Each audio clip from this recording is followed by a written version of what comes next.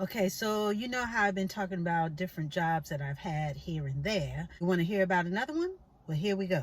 So I was working at this job. It was actually temp to perm, meaning I started off temping there and I did so well that they wanted to hire me. Yes, yes. So anyway, I was working at an ad agency, basically where they would put ads in the newspapers. Yeah, remember those? Basically help wanted ads. And what I really liked about the job was that it really tapped into my creative side, being that I was able to write ad copy, which is basically I could put the verbiage, I could make up the ad. But we did different companies like Avon and the big trucking companies and so forth and so on. I was able to write the ad copy for these particular companies. Well, some of them had built-in verbiage that they wanted to use in their ads, and others allowed you to create it for them, which I absolutely loved. So you would find out what the ad was about or who they were trying to recruit, and you would basically write it out, send it to them to okay, and once they okayed it with whatever illustrations and so forth and so on, submit the ad on their behalf to the newspapers or the periodicals or the little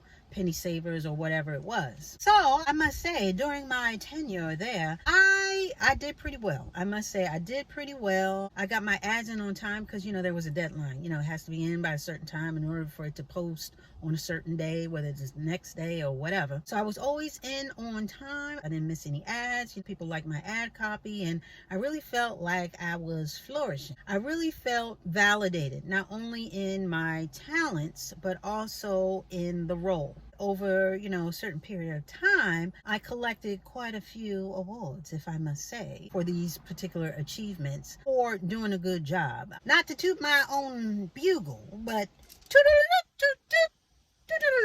I was handling my business. That's all I'm trying to say. I was handling my business and having a good time doing it. Now, just as a reference, this is the same job where they allowed me to bring in my puppy. When I first got my puppy and I brought him in because I didn't want him to be home by himself. My boss was totally cool with it, and I was very thankful. The same job. So anyway, one of the co-workers, she was in a different department. She wasn't in the ad copy department. She was in something else. She was pregnant. So they gave her a baby shower, and they wanted to do a contest as far as guessing how big the baby would be. Anyone could enter. You just submit via email what your guess is as far as the size of the baby, and once the baby is born, whoever would be the closest, they would win a prize, of which would be some type of gift card to get ice cream. I want to say it was at Cold Stone Creamery or something like that. I'm not exactly sure, but it was for ice cream.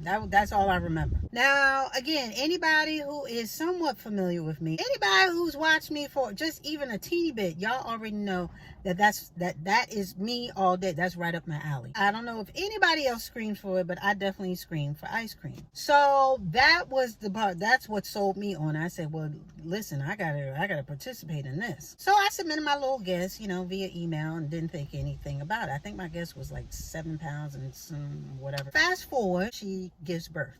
And I don't remember how it was announced. I want to say it was via email or maybe during one of our meetings or whatever. I don't remember. But guess who won? I'll give you one guess. Yes, it was me. Yes, I ended up getting the closest. I think I was only off by a couple of ounces, or maybe 1 ounce. It was very close. So close that I was shocked. So besides being very happy for her new bundle of joy, I was absolutely ecstatic and happy for me, because I would have my little bundle of joy of ice cream coming along very soon, or so I thought. Okay, so listen to this. Now, I've already won, so I'm expecting to get the gift pretty soon. I don't remember how many days after the announcement, but I get to my desk, and on my desk is a little pink mug, little ceramic mug. I want to say there was a bow on it and said congrats or something like that, with some bubble gum in it. And I'm looking, I'm like, what is this about? So I pick it up. I think I asked one of my friends, one of my coworker friends, and I said, hey, is this for this and that? And I want to say she said, yeah. So I'm looking at this and I'm like, isn't this something? Now, I was supposed to have won ice cream. That's what I was expecting, a little voucher, whatever. And here it is, a mug on my desk with a bunch of double bubblegum. Now, for anybody who is not familiar with double bubble bubblegum is one of the hardest bubble gums. They shouldn't even, in fact, it's a misnomer. I don't even know how you can blow a bubble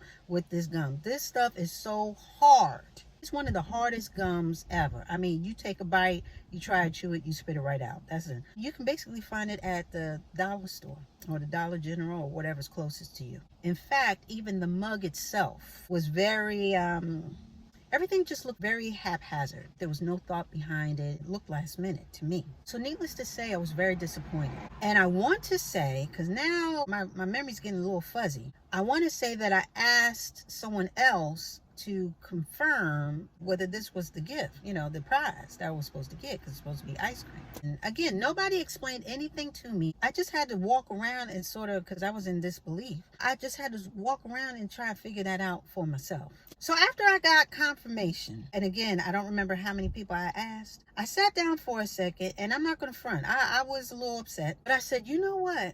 I'm going to go to the supervisor or whoever it was, because I knew who was in charge. I was going to go to her, and I was going to go to her office.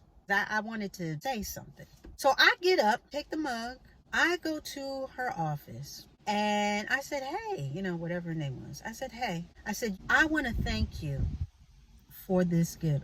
And I want to say, again, it's a little fuzzy. This part is a little fuzzy. I know she didn't sit down and really look me eye to eye. I want to say she was sort of moving around her office, trying to, look busy and all like that. And I want to say she sort of explained or tried to explain maybe something about money and budget or something like that or whatever. I'm not exactly sure. But I went in there with the mug in hand and the hard double bubble. And I looked at her and I said, I want to thank you for the gift. This was fun. This was so nice, so kind, for the prize, this and that.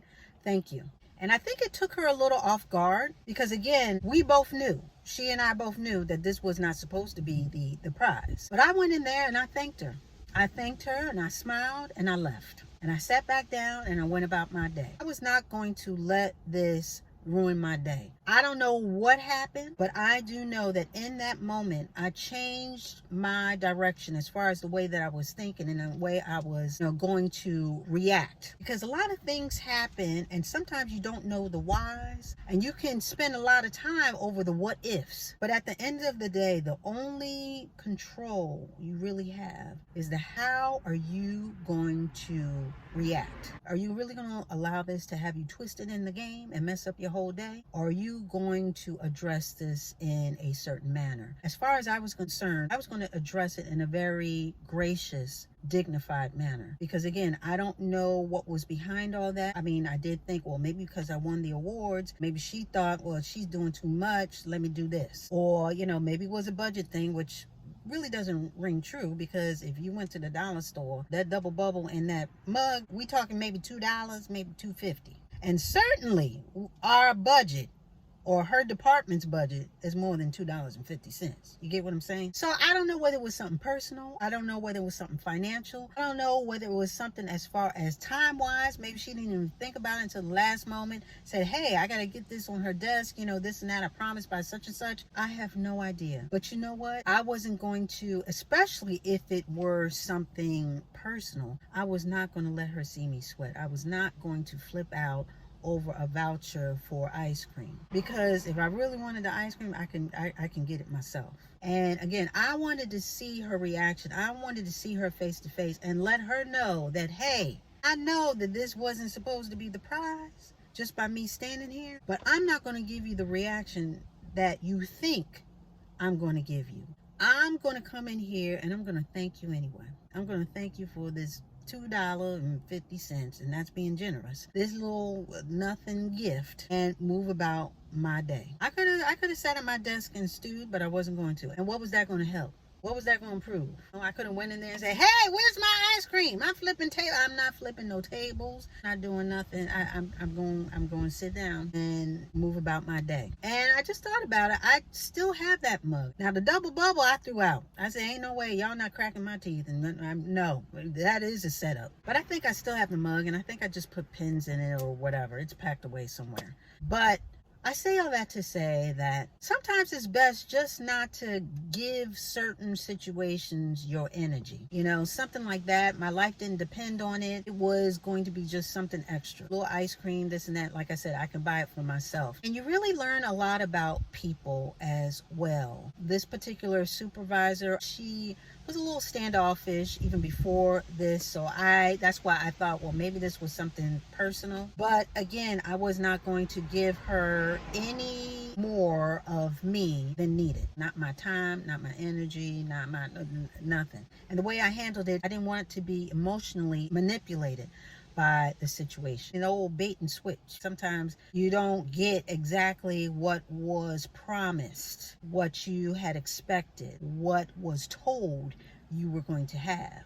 But me saying this, it's just another example of how you shouldn't allow anyone to knock you off your square. And like we've said before, don't sweat the small things, because at the end of the day, everything is small. So you don't have to match anyone's smallness or pettiness. You don't have to do tit for tat. Be better. Go above. And don't get manipulated by these little small time situations, because everything, like we said, is small. So I just wanted to come in here really quickly and just say, yes, yet again, another example of not allowing people, places, and things. Don't let these nouns, don't let this stuff to knock you off your square. Because at the end of the day, you're better than that. Know your worth, know yourself, and know that you are better than that. And with that, we are going to put a button on it.